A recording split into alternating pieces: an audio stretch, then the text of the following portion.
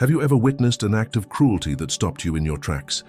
That moment when your body freezes but your mind races, wrestling with the question, do I intervene or walk away?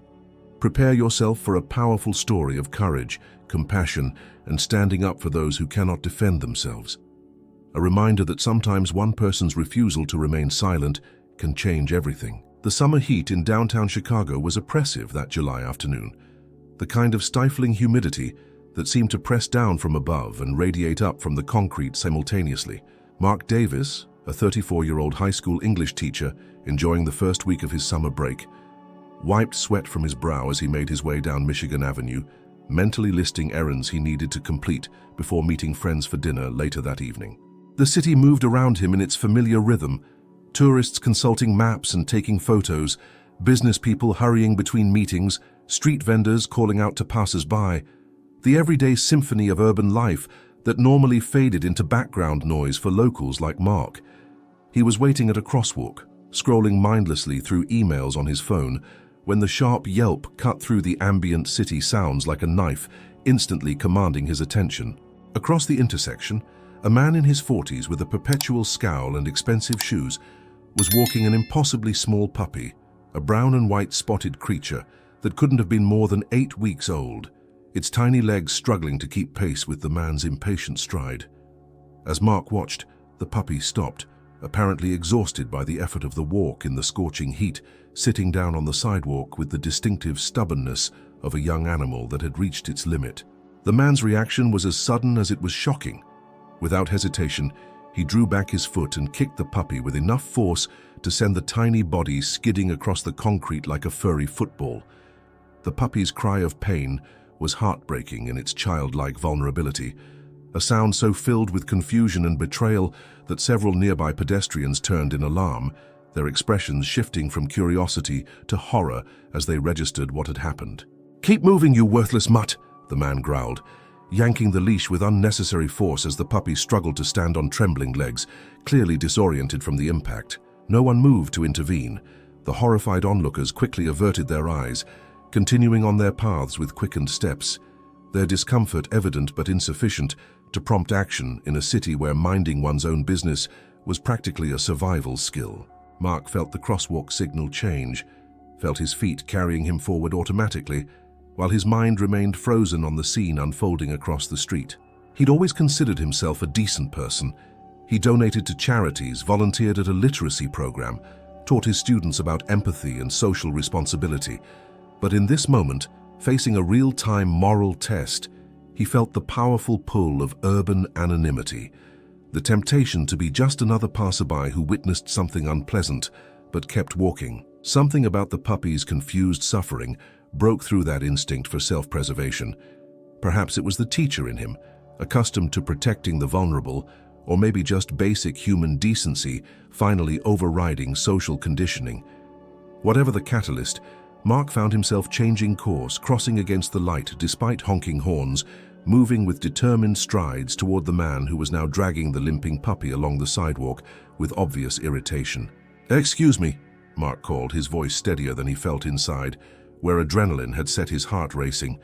The man with the puppy either didn't hear or chose to ignore him, continuing his brisk pace as the tiny dog struggled pathetically to keep up, occasionally being dragged when its paws couldn't match the punishing tempo.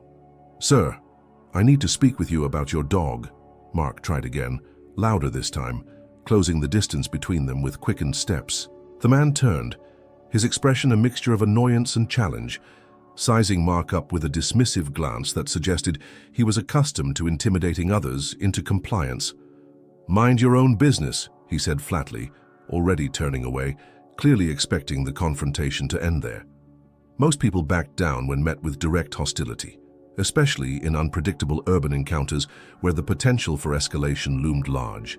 Mark surprised himself with his own persistence, moving to block the man's path, forcing an interaction that every instinct of urban survival warned against. "I saw what you did to that puppy," he said, gesturing toward the trembling animal that had collapsed onto its belly at the momentary pause in movement, its small sides heaving with exertion and fear. "That's animal abuse, and it's illegal. I can't just walk away and let it continue." The man's face reddened, whether from embarrassment at being called out or anger at the confrontation wasn't clear. "It's my dog," he snapped, as if ownership granted unlimited rights to cruelty.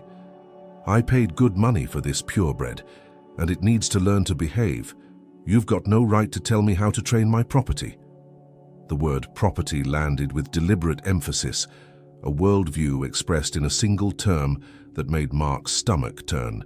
"Living beings aren't property to be abused," Mark responded. Aware that a small crowd was forming around them now, the urban choreography of conflict drawing spectators like moths to flame. His phone was in his hand before he'd consciously decided to use it, camera app opening with a swipe that had become muscle memory in the digital age. "If you kick that puppy again, I'll have it on video to show the police. Animal cruelty is a felony in Illinois now."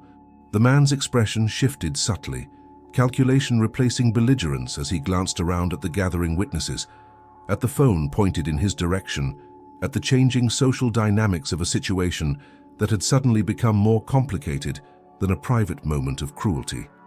The puppy whimpered softly, drawing Mark's gaze downward. The small creature had curled into a protective ball, trembling visibly on the hot concrete, one paw held slightly aloft as if injured. "You're making a big deal out of nothing," the man said, his tone shifting to something almost reasonable, a practiced adjustment that suggested this wasn't his first confrontation. "The dog is fine, just stubborn. It needs discipline." He reached down as if to demonstrate, grabbing the puppy by the scruff in a way that made it yelp again, its tiny body dangling from his grip like a mishandled toy. Mark's phone was already recording, capturing the man's dismissive attitude and rough handling. "Put the puppy down," he said firmly, surprised by the authority in his own voice, a tone he usually reserved for breaking up hallway arguments between teenagers. "You're hurting it, and everyone here can see that." He gestured to the growing circle of onlookers, some of whom had also drawn phones, the modern version of bearing witness. A woman in medical scrubs stepped forward from the crowd, her professional demeanor adding weight to her words. "I'm a veterinary technician," she said, addressing both men but moving closer to the puppy. "That dog needs immediate medical attention. I can see bruising from here, and the way it's holding its paw suggests a possible fracture." Her clinical assessment transformed the confrontation, elevating it from a difference of opinion about pet handling to a matter of documented injury. The man's expression hardened, his momentary attempt at reasonableness abandoned as he found himself increasingly cornered. "This is ridiculous," he spat, looking for an escape route but finding none in the circle of disapproving faces. "You people are crazy. It's just a dog, for Christ's sake. I paid $500 for this thing. It's mine to do with as I please." "Not according to the law," came a new voice, as a uniformed police officer pushed through the gathered crowd, likely summoned by one of the silent observers. Officer Jenkins, according to his nameplate, took in the scene with the practiced efficiency of someone accustomed to street confrontations. "We received multiple calls about an animal being abused. I need to see some ID, sir, and I need to check on the condition of the dog." The next 15 minutes unfolded with the procedural precision of law enforcement protocol. IDs examined, statements taken, witnesses interviewed, the veterinary technician providing a preliminary assessment of the puppy's injuries, while the owner, identified as Richard Keller, alternated between self-justification and barely contained rage. Mark found himself giving his account to the officer while keeping his phone recording, documenting the entire interaction out of both caution and a journalist's instinct to preserve the truth. "Based on witness statements and visible injuries to the animal, I'm confiscating the dog," Officer Jenkins finally announced, his tone leaving no room for argument. "Mr. Keller, you'll be receiving a summons for animal cruelty. You can make your case in court, but this puppy is coming with me to receive medical attention." The officer turned to the veterinary technician, whose name was Angela. "Ma'am, would you be willing to accompany me to document the injuries professionally before we transport the animal to animal services?" Richard Keller's face contorted with indignation, the mask of civility completely abandoned. "This is theft. That's my property you're taking." His volume increased with each word, drawing even more attention from passers-by. "I'll sue the entire department. You have no right." The stream of threats and protests continued as the officer calmly wrote the citation. unaffected by the display that only further incriminated Keller in the court of public opinion. Mark watched as Angela gently examined the trembling puppy, now wrapped in someone's offered sweater despite the summer heat, its big brown eyes wide with confusion and fear. The small creature flinched at each touch, even the gentlest ones, suggesting that the kick Mark had witnessed wasn't an isolated incident but part of a pattern of abuse. The realization made his earlier hesitation to intervene seem even more shameful in retrospect. "What happens to the puppy now?" Mark asked Officer Jenkins as the policeman finished processing Richard Keller, who stomped away down Michigan Avenue, citation in hand, still hurling threats over his shoulder. The question wasn't idle curiosity. In the short time since the confrontation began, Mark had felt something shift within him, a connection to this small creature's fate that he couldn't easily dismiss. Officer Jenkins sighed, the weariness of someone who had seen too many similar cases evident in his expression. "Animal Services will place it in the shelter after medical treatment. It'll go up for adoption if the owner surrenders it, or if the court terminates his ownership rights. In the meantime, it'll stay in the system. They do their best, but the shelters are overcrowded, especially for puppies with medical issues." The image of the tiny injured puppy in a metal cage, surrounded by the noise and stress of an overcrowded shelter, struck Mark with unexpected force. "Is there any alternative?" he found himself asking, the question forming before he'd fully processed its implications. Could someone else take temporary custody while the case is resolved?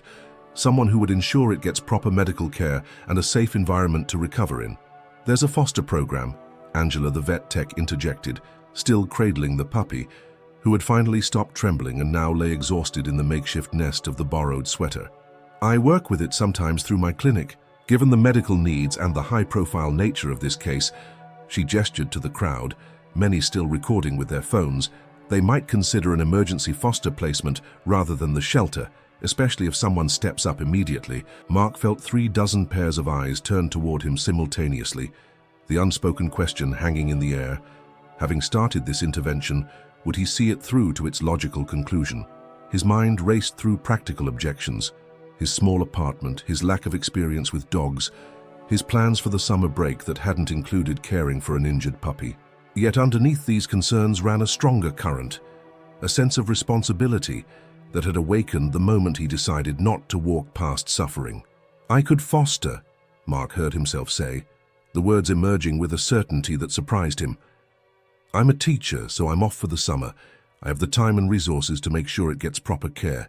His brain frantically tried to catch up with his mouth, running calculations about pet deposits, veterinary costs, and the logistics of puppy-proofing his apartment, even as another part of him recognized that this decision, however impulsive, felt undeniably right.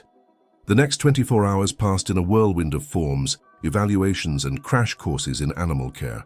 Mark found himself navigating the bureaucracy of the emergency foster system, signing affidavits about the incident he had witnessed, submitting to a background check and home assessment, and absorbing more information about puppy development and trauma recovery than he had ever thought to learn.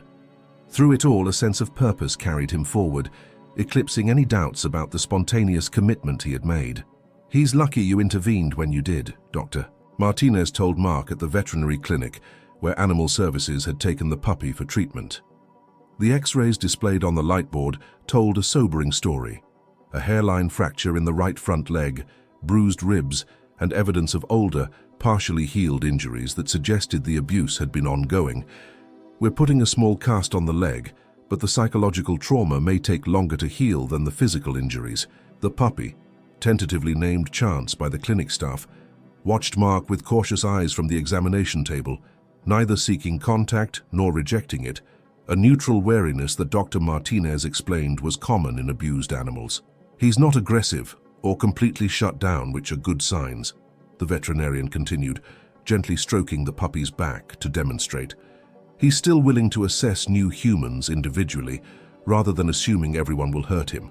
Mark's apartment underwent a transformation that evening. Puppy gates installed in doorways, electrical cords secured, toxic houseplants removed, and a soft bed placed in the quiet corner Dr. Martinez had recommended for an animal recovering from trauma. Friends responded to his social media call for supplies, dropping off dog food, toys, and an unexpected network of support that expanded with each shared post about Chance's story, which had already been picked up by local news outlets. Remember, let him set the pace, Angela from the street incident advised over coffee the next morning, having connected with Mark through the foster program coordinator.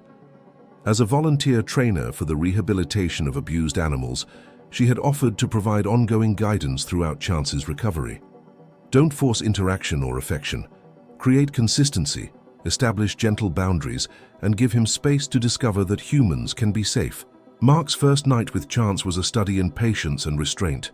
The puppy refused to leave the crate that had been set up as his safe space, accepting food only when Mark moved away, watching with those solemn brown eyes that seemed too old for such a young animal.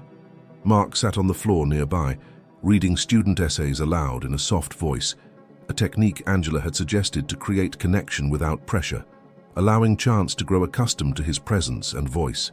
By morning, a subtle shift had occurred. Chance remained in his crate but had moved closer to the opening, his body language slightly more relaxed as he watched Mark prepare breakfast. When Mark sat with his coffee, the puppy ventured a tentative wag, just the barest hint of a tail movement, but in the context of his trauma it felt like a monumental breakthrough, a first fragile tendril of trust extending toward a new beginning. The viral nature of Chance's story brought unexpected complications. Mark's phone, filled with interview requests from news outlets, animal rights organizations, sought his participation in awareness campaigns, and Richard Keller's attorney sent a stern letter demanding the return of property and threatening a lawsuit for defamation. The last communication Mark forwarded to the district attorney's office, which had taken a special interest in the case due to the public attention it had garnered. "We're pursuing felony charges," ADA Felicia Washington informed Mark during their meeting, her expression resolute as she reviewed the medical documentation and witness statements. "The video evidence is compelling, and Dr. Martinez's report documenting the pattern of injuries makes this a strong case. Mr. Keller has 2 previous complaints in the system, nothing that led to charges, but it establishes a concerning history." Chance's physical recovery progressed steadily under the care plan established by Dr. Martinez. Regular checkups, gentle physical therapy to maintain mobility in the casted leg, proper nutrition to address the malnourishment that had left him underweight for his age. The emotional healing proved more unpredictable, marked by steps forward and occasional regressions that tested Mark's commitment to the process Angela had outlined. The first major breakthrough came during the 3rd week. As Mark sat on the couch grading final exams, the TV murmuring in the background. He felt a slight pressure against his foot and looked down to find Chance leaning against his ankle, not seeking active attention but choosing proximity. His small body relaxed in a way Mark hadn't yet witnessed. Fighting the urge to react and potentially disrupt this fragile moment, Mark continued working, his heart racing with the significance of this silent gesture of emerging trust. That night, Mark was awakened by whimpering, Chance having a nightmare, his small legs twitching in memory or fear, soft cries escaping his throat. Without thinking, Mark moved to the puppy bed that had replaced the crate as Chance became more comfortable, kneeling beside the distressed animal and murmuring reassurance. To his surprise, Chance didn't retreat but instead pressed against Mark's hand, seeking comfort rather than escape, allowing human touch to soothe rather than threaten. The preliminary hearing for Richard Keller's case coincided with the removal of Chance's cast, both events marking transitions in the ongoing journey toward healing. Mark sat in the courtroom listening as ADA Washington presented the evidence, the viral video, the veterinary reports, the testimony of multiple witnesses, while Keller's attorney attempted to minimize the incident, characterizing it as an overreaction to normal pet discipline by overzealous animal rights activists. Judge Eleanor Simmons was unmoved by the defense's arguments, her questions sharp and focused on the documented injuries. "The court takes animal cruelty cases seriously, Counselor," she informed Keller's attorney when he attempted to dismiss the charges as excessive. "The evidence presented meets the standard for the case to proceed to trial. Given the nature of the alleged offenses, I'm also issuing an order prohibiting the defendant from acquiring or possessing any animals pending the resolution of this matter." As Mark left the courthouse, a text message from Angela delivered the day's second victory. A photo of Chance, standing squarely on all 4 legs, cast removed, fur beginning to grow over the healing surgical site. "He did great," the accompanying message read. "Dr. M says his bone has healed beautifully. Limited activity for another 2 weeks, then he can start normal puppy life. Speaking of which, have you thought about what happens when the foster period ends?" The question caught Mark off guard. Though it shouldn't have, the emergency foster arrangement was always intended to be temporary, lasting only until Chance recovered from his injuries and could be placed for permanent adoption. The thought of surrendering the puppy to another home, even a loving one, created an unexpected ache in Mark's chest, a realization of attachment that had formed so gradually he hadn't fully registered its depth until faced with the prospect of separation. "I think you already know the answer," Mark's sister Jen observed over video chat that evening, smiling knowingly as Chance jumped onto Mark's lap, demanding attention with the newfound confidence that had emerged in recent weeks. "That doesn't look like a temporary relationship to me." She wasn't wrong. Somewhere between the midnight comforting sessions, the careful rehabilitation exercises, and the quiet celebrations of each small victory, Chance had transformed from a responsibility into family. Mark submitted his adoption application the next day, joining the small queue of people inspired by Chance's story who had expressed interest in giving him a permanent home. Though the foster arrangement gave him no special priority in the selection process, his detailed documentation of Chance's recovery and the obvious bond that had formed between them spoke volumes to the adoption committee, who ultimately determined that separating Chance from the environment where he had learned to trust again would be unnecessarily traumatic. Summer vacation took on new dimensions, with a recovering puppy as companion. Mark's planned writing retreat became short day trips to dog-friendly parks and beaches. His solitary reading time now shared with a puppy, gradually learning the joy of chew toys and fetch. His morning runs adapted to Chance's increasing stamina and enthusiasm for exploration. What might once have felt like compromises instead became enhancements, each activity enriched by seeing the world through the perspective of a creature discovering it anew. The trial of Richard Keller concluded with less drama than anticipated. Faced with overwhelming evidence and public opinion firmly against him, Keller accepted a plea deal that included a suspended sentence, substantial fine, mandatory animal welfare education, and a permanent prohibition on pet ownership. Mark attended the sentencing hearing alongside Angela and Dr. Martinez, a united front of witnesses to both the harm that had been inflicted and the healing that had followed. "Does it feel like enough?" Angela asked as they left the courthouse, watching Chance greet a child in a wheelchair with the gentle, intuitive approach he had developed toward anyone he perceived as vulnerable. A remarkable trait in a dog who had every reason to be fearful and defensive. The question gave Mark pause, his own initial desire for harsher punishment now tempered by months of witnessing resilience and recovery firsthand. "What matters is that he can't hurt another animal," Mark finally replied, realizing he meant it. "And that Chance gets to spend the rest of his life experiencing kindness instead of cruelty." It was a perspective shift that had occurred gradually, from righteous anger focused on punishment to a deeper understanding that true justice included healing and prevention alongside consequences for harm done. Chance's story continued to ripple outward. A stone thrown into the pond of public consciousness, Mark found himself speaking at local schools about animal welfare and bystander intervention, collaborating with Angela on a children's book about compassion toward animals, and volunteering alongside Chance at community events once the puppy's training had progressed enough for public interactions. What had begun as a spontaneous decision to speak up had evolved into a purposeful advocacy that felt like an extension of Mark's teaching vocation rather than a separate endeavor. The bond between man and dog deepened with each passing month. Chance's physical wounds had healed completely, his coat now glossy and full, his body strong and agile as he raced along the beach during weekend outings. The emotional healing was less linear, but equally profound, marked by decreasing frequency of nightmares, growing confidence in new situations, and an affectionate nature that emerged more fully as the shadows of his early trauma receded, though never entirely disappeared. "He still doesn't like men wearing business shoes," Mark noted during Chance's one-year checkup with Dr. Martinez, watching as the now medium-sized dog gave a wide berth to a man in the waiting room dressed similarly to Richard Keller. And loud arguments still sent him hiding under the bed, But he recovers more quickly now, and he seems to understand that one negative experience doesn't mean danger from everyone. Dr. Martinez nodded in understanding, completing his examination of the thriving dog with obvious satisfaction.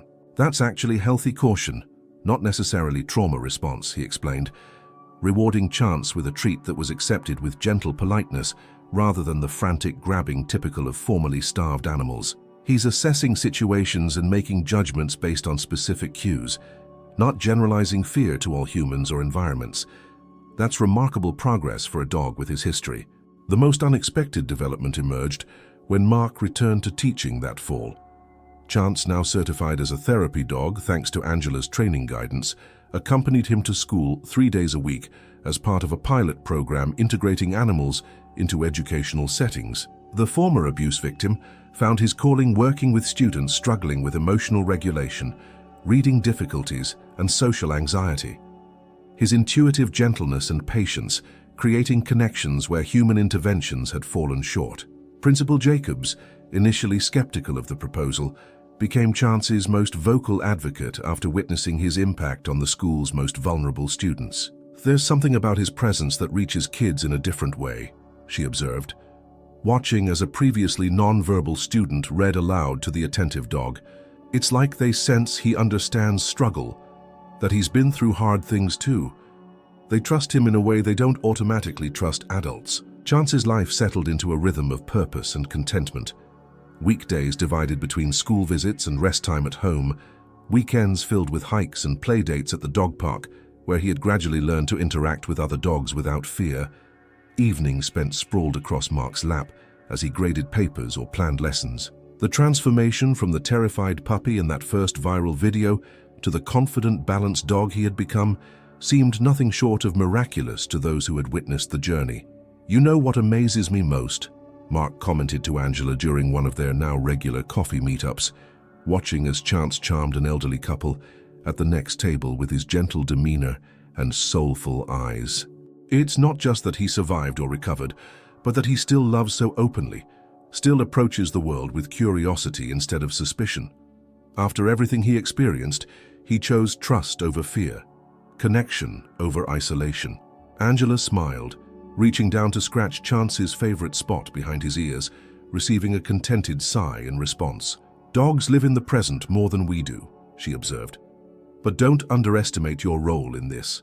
He chose trust because you created an environment where trust was consistently rewarded, where vulnerability led to safety instead of harm.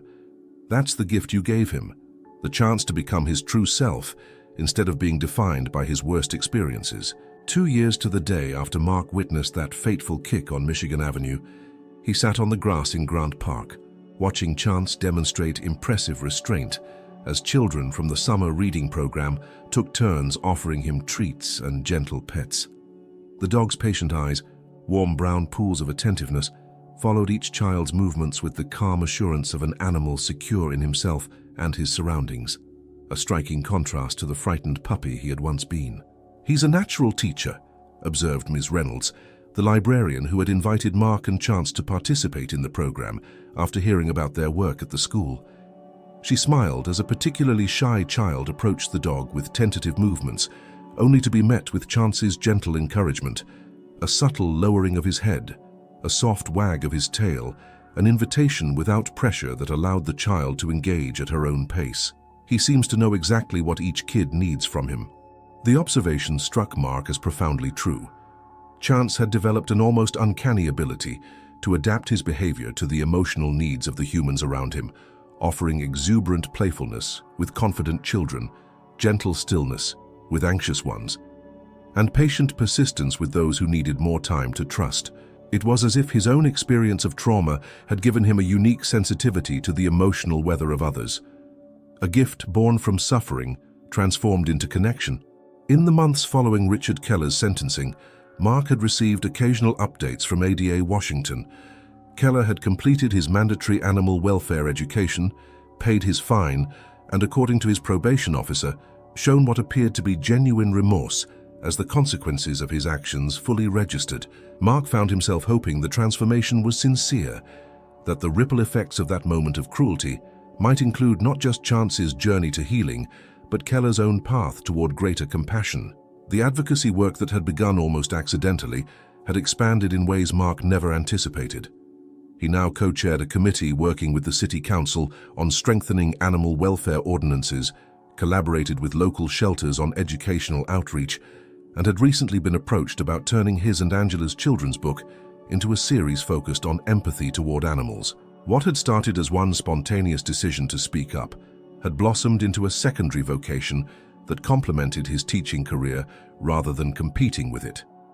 Most meaningful, though, were the quiet moments at home, Chance greeting him at the door each evening with joyful recognition, their weekend hikes through forest preserves where the dog explored with boundless enthusiasm, the peaceful evenings with Chance's head in his lap as Mark read or watched documentaries. In these ordinary interactions, the extraordinary nature of their journey together was most apparent. Two lives redirected by a moment of intervention, both forever changed by their unexpected connection. Mark's phone buzzed with a notification from the neighborhood watch app. Someone reporting a dog left in a hot car at the shopping center a few blocks away, the community immediately mobilizing with suggestions of which stores to check, offers to wait by the vehicle, and reminders about the legal protections for breaking windows in such situations. The swift response reflected a community more aware, more willing to intervene rather than look away, a cultural shift that Chance's viral story had helped accelerate, at least in this corner of Chicago. "You started something bigger than you realized," Jen had told him recently, scrolling through the animal welfare legislation that had passed since Chance's case brought renewed attention to enforcement gaps. The comment had made Mark uncomfortable at first. He wasn't seeking recognition or credit, had often felt awkward about the attention Chance's story received when so many other animals suffered without viral videos to amplify their plight. But he had come to understand that individual stories often served as entry points to systemic change, putting human faces and wagging tails to statistics that might otherwise remain abstract. As the reading program concluded and parents collected their children, many stopping to thank Mark and give Chance a final pat, a young man approached somewhat hesitantly, hanging back until the crowd had dispersed. "You probably don't remember me," he began, hands thrust deep in his pockets. "I was there that day on Michigan Avenue. I filmed it on my phone but didn't step in to help. I've wanted to apologize for that for a long time." Mark recognized him then, one of the bystanders who had recorded the incident, but remained in the circle of observers rather than intervening directly. "There's nothing to apologize for," he assured the young man, watching as Chance approached to greet this new person with his customary gentle curiosity. "Your video helped secure the conviction, and everyone responds differently in the moment. What matters is that you cared enough to keep thinking about it, to let it change you." The young man, Jason, he introduced himself, knelt to greet Chance properly, receiving an approving tail wag as he offered his hand for sniffing. "It did change me," he admitted, looking up at Mark. "I volunteer at the shelter now every weekend. I'm studying to become a veterinary technician. I don't think I would have found that path if I hadn't been there that day, if I hadn't seen how one person speaking up could change everything for this dog."